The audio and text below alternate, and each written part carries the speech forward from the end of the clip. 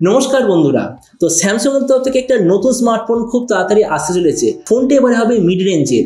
ফোনটার নাম হলো গ্যালাক্সি A05S।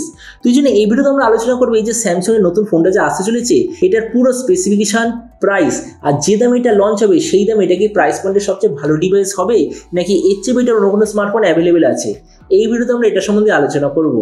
তো চলুন শুরু করছি ভিডিওটা কোনো সময় নষ্ট না করে। আপনি যদি গ্যাজেটাল বাংলা চ্যানেলে প্রথমবার আসেন, এরকম বাংলা টেক ভিডিও ডেইলি দেখতে চান, তাহলে গ্যাজেটাল বাংলা চ্যানেল সাবস্ক্রাইব অবশ্যই করে নেবেন। তো প্রথমত আলোচনা করবো এই স্মার্টফোনটার ডিজাইন সম্বন্ধে।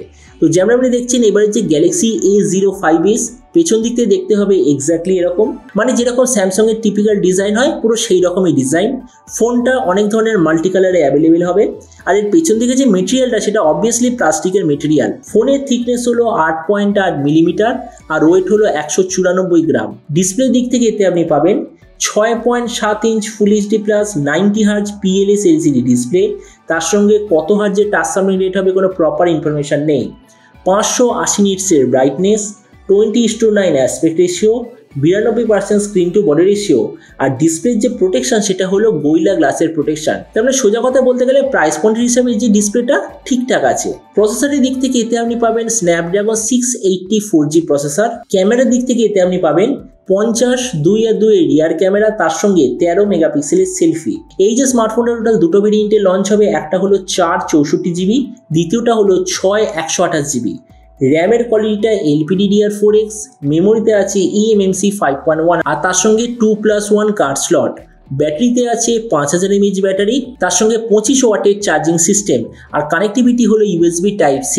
তো এবার এই স্মার্টফোনের বাকি কিছু ফিচার বলতে গেলে এতে আপনি পাবেন Android 14 out of the box, 3.5mm jack, single speaker আর যার সঙ্গে থাকবে সাইড মাউন্টেড ফিঙ্গারপ্রিন্ট সেন্সার। আর এই যে স্মার্টফোনটা 4 বছরের সিকিউরিটি আপডেট আপনি পেয়ে যাবেন, আর যতদূর মনে হচ্ছে 2 বছরের মেজর ওএস আপডেট আপনি পাবেন। তো এবার সবচেয়ে মেন জিনিস, ফোনটা কবে লঞ্চ হবে, কি দামে লঞ্চ হবে। তো দেখুন, আমি এরকম খবর পেয়েছি এই স্মার্টফোনটা এই অক্টোবর মাসটা শেষ হওয়ার মধ্যেই লঞ্চ হওয়ার সবচেয়ে বেশি চান্স। আর এরকম যদি প্রাইস সম্বন্ধে বলি তো বলা হচ্ছে যে এই স্মার্টফোনটা ইন্ডিয়ান মার্কেটে লঞ্চ হবে 11 থেকে 12,000 ইন্ডিয়ান টাকার মধ্যে। আর আপনি যদি ভিডিওটা বাংলাদেশ থেকে দেখে থাকেন তাহলে বাংলাদেশে লঞ্চ হওয়ার কথা 21 থেকে 22,000 বাংলাদেশি টাকার মধ্যে।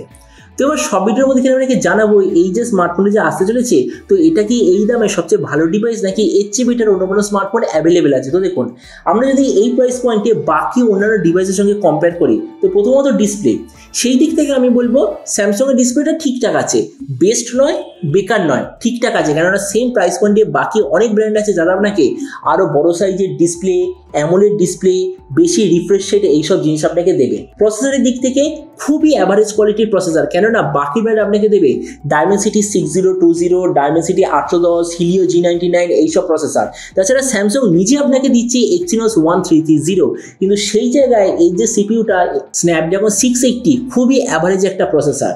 ক্যামেরার দিক থেকে আমি বলবো ঠিকঠাক আছে। বাকি ব্র্যান্ডও আপনাকে দিচ্ছে 50 মেগাপিক্সেল রিয়ার ক্যামেরা, হয় 8 অথবা 16 মেগাপিক্সেলের সেলফি, সেখানে স্যামসাং আপনাকে সেম জিনিস দিচ্ছে, মানে ঠিক আছে ক্যামেরা চলবে। র্যাম রমের কোয়ালিটি কোয়ান্টিটি বাকি ব্র্যান্ডের মতো, এখানে কোনো ডিফারেন্স নেই। ব্যাটারি আর চার্জারের দিক থেকে ব্যাটারি তো বাকিদের মতোই, কিন্তু চার্জারটা হলো প্রথমত চার্জিং যে ক্যাপাসিটি বাকিদের থেকে স্লো। তাছাড়া এর যে চার্জারটা আপনাকে 1500 টাকা দিয়ে আবার বাড়ি থেকে নিতেও হবে, তার মানে সেই দিক থেকে এটা বেকার।